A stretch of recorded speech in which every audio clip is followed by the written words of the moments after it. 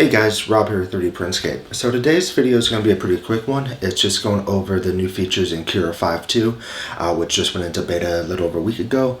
There are a couple that are noticeable, so I'm going to go into detail a little bit on those. I'm not going to cover everything. Basically, similar to the reviews I typically do for the new versions. I'll also get new profiles updated to my site, probably around the end of the month or so when it goes GA. Hard to say for sure when it's going to go GA, but typically it's about 3 to 4 weeks after beta. Before we jump over to the computer and get started, I did want to provide a couple updates really quick. Hopefully starting next month, I'll get back to a normal cadence where I'm releasing 3 to 5 videos a month. I know I've been behind right now, but we're closing on a house this week and we'll be moving next week, so I'll be able to get back to a more normal schedule. Two, I picked up a Creality touchscreen, so I'm going to be installing this on my Ender 3 V2. I'm making some videos covering the upgrade process, the install, etc. And then I'm also going to be picking up a CR10, probably the V2 or V3, one of the ones with the 2.x board, so I can do the videos covering those upgrades as well. Alright, so let's go ahead and jump over to the computer. If you guys haven't already though, make sure you hit that like button and subscribe. Thanks. Alright guys, so we're here at the computer. First thing we want to do is go ahead and download 5.2. So to do that, you want to go to the download site, which I'll link to in the description below, and go down to try Ultimaker Cura 5.2 beta. I'll just open that in a new tab.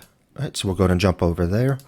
Here's a list of all the changes. The release was put out about 11 days ago.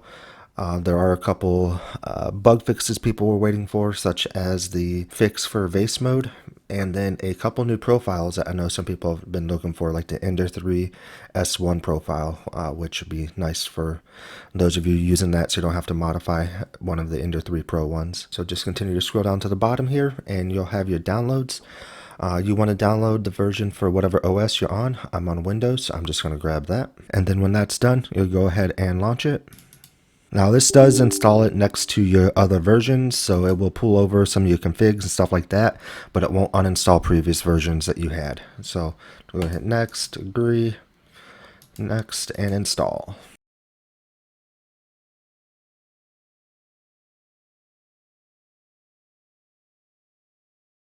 Alright, when that's done, just go ahead and click finish and it's going to launch for you. Alright, so here it's going to talk about what's new if it's the first time you launched it. There are some settings that are specific to Ultimaker printers. Like I mentioned before, I don't go into too much detail here just because most of my audience use Ender 3 or other DIY printers, not the Ultimaker ones. So go ahead and hit next. And that's also what this is here. You can have somebody log in as a guest instead of an actual account to be able to print. This is one of the bigger changes. It's going to be some settings that are available for the initial layer. These settings can be found under materials, which I'll show you here in a bit. They are tied to the outer wall flow, inner wall flow, and initial layer skin flow. The main purpose of the settings were to help prevent elephant foot. I haven't actually been able to test these because I never really had much of an issue with elephant foot at all. So for those of you who have had issues, I would be curious to hear your feedback on it. Did it actually fix the issue for you or make any improvements at all? If you could, just leave a comment below and let me know. And then going on to the next one. This is just going into a little bit of detail about what you can do with building your own version of Cura. For those who like to make changes and compile your own builds, this will be relevant for them. Again, I don't think that's most of you guys, so I'm not going to spend too much time there. And here's that full list of changes. To me, the biggest ones are going to be the initial layer flow control, the changes around Vase Mode, which I'll show you here in a minute. I'll show you it in 5.1 versus 5.2. And then some of the additional profiles. So if you have the Ender 3 S1, like I mentioned, they now have profiles for you and other printers added as well. And there's just a lot of great bug fixes in here.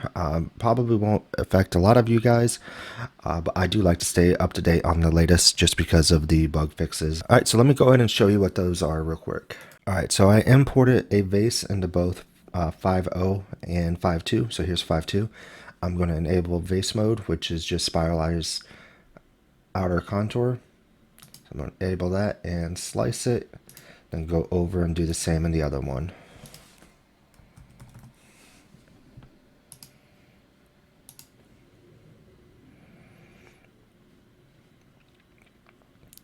Alright, then I'm going to jump over to preview and go down to the first layer. Alright, as you can see here in Cura 5.0, it ends up defaulting to the concentric pattern for the first layer, which causes issues. There's been a lot of people have reporting issues where it kind of just peels off the bottom. Or in 5.2, if you look at it, it's going to be back to lines, or it should, as you can see here. So it's really an easy fix, but it did cause a lot of issues for people, so I'm glad to see that they did fix it. If you go to materials here and then make sure you have all of your settings shown, if you scroll down to the bottom, you'll see the new settings here. Now again, I haven't had to mess with these yet because I haven't had any issues with elephant foot, but I would be curious to see what issues you guys have had and if this does help. Also, I plan on getting my profiles updated on my site, hopefully right around the time that this version goes live or GA. So those will be available for you guys to download for free. But overall, like I said, this is going to be a pretty quick video. There's only a couple of things really worth noting. I mean, I could go through and read off each change one by one, but I don't really feel there's value in there. To me, the biggest changes are going to be the additional profiles, like I mentioned, especially for the Ender 3, the initial layer flow, and then the bug fixes around Vase Mode. But if you have any questions about what I covered or would like to see any other videos, go and leave a comment below or join us on Discord. Alright guys, so that covers the changes with Cura 5.2. Like I said, I'll get my profiles out on my site as soon as it goes GA, or right around when it goes GA. Just a quick recap, the most notable updates were the new profiles for the Ender 3 S1 on other printers, the additional options for the first layer flow, and the fixes for the Vase Mode. If you have any questions about what I've covered or would like to see any other videos, go and leave a comment below or join us on Discord. Thanks.